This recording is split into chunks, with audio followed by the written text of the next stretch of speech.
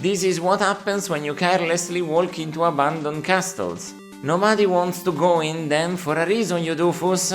Araknie here is gonna explain what's wrong in Castle Shadowgate. And why that's great, especially since we're talking about the NES version. Oh yeah, this is a game I left behind for some reason. I sincerely forgot for a long time, until I saw it again by accident in the list of titles to review.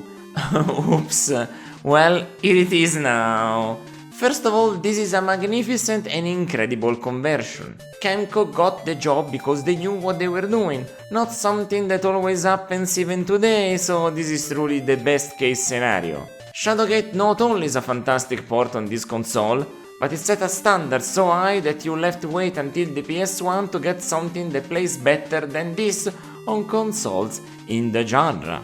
I review games judging them both for the year they released in and considering the limitations of the platform they're on. This released in 1989, and even then this was leagues ahead of the competition.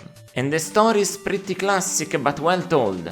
Even without the manual, you gather that you have been sent by wizard like Mir to Castle Shadowgate to defeat the Warlock Lord. That's his full name, by the way. You're supposed to do it before you can raise the behemoth, but it's gonna be complicated. The entire place has been filled with traps and enemies for you to contend with. Apparently a reward awaits you for winning against evil, so you'll be curious about what that entails. But once you enter, you'll be almost entirely on your own. Even entering will require a bit of thinking, but very easy to figure out. Most importantly, you might die at every turn.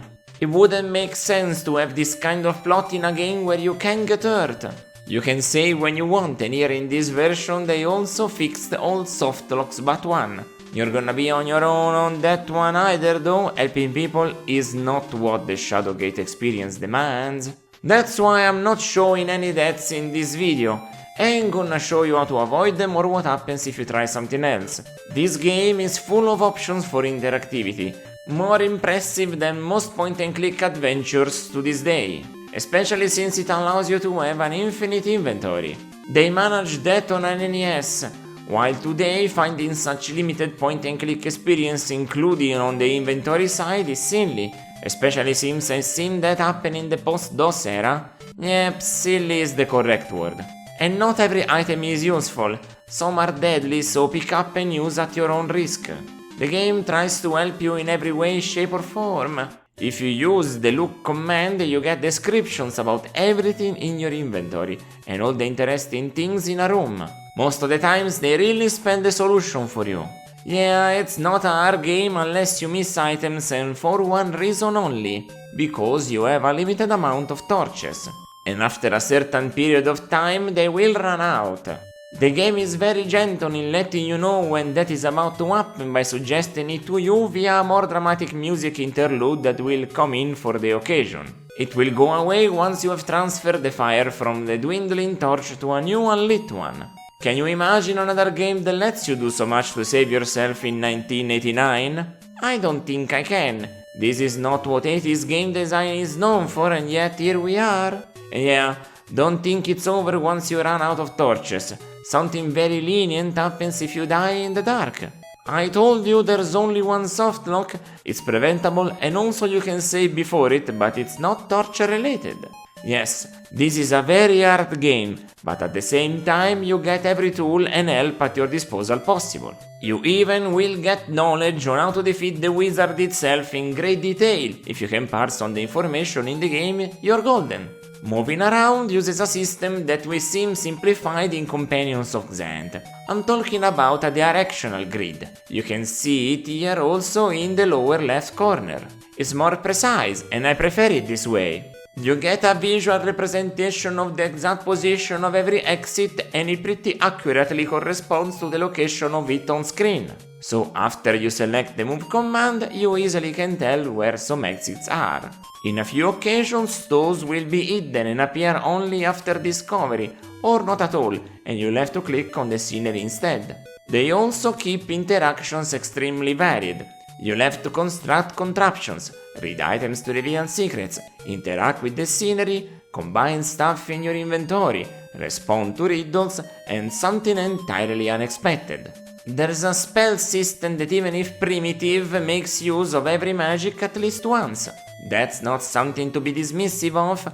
I have honestly played games where they forgot of the feature they had included, so yeah, that was pretty neat. Graphically it looks pretty clean, even if it's not very high quality 8-bit art. In a few screens there's also a bit of animation that I didn't expect at all, at least. It reminded me of a more polished Faxanadu regarding the art style. This feeling of traveling through a bunch of rooms inspired mostly by North European medieval designs, and the enemies also reflect that. All in all, a varied experience while maintaining a color palette that doesn't get too bright. It's intense games like this that I appreciate a darker and moody tone the most. And musically, oh wow, what can I say? First of all, that this NES conversion is the only port with a soundtrack. And I'm certainly glad that is the case. You know my opinion on musical minimalism. And also that there are many memorable tunes. It's honestly a bigger tracklist than I expected. The castle part of it gets even 6 different bits of music you'll get to listen to, plus more unique melodies in the more bespoke locations. Some even happening only in 1 or 2 places. I honestly love the soundtrack to this game. I cannot see myself playing a version without it. It makes exploring a bit less lonely while also surprising you with tense moments like the torch going out like we talked about earlier. But it has other musical stings for more surprises up its sleeve. Let's just say that the NES rendition of Shadowgate gets a 9 out of 10, no questions asked.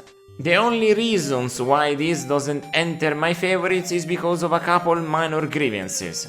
The first is the one soft lock, but we'll gloss over that as not to spoil it. The second one is that the game is a tad short.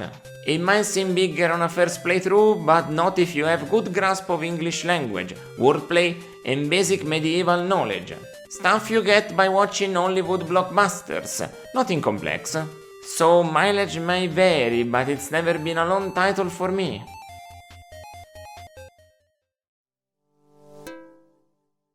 If you wanna see me play the games that I will review plus some extra stuff, catch me on Twitch at Araknie Retro. It's my natural habitat, you see. Until next time, ciao ciao!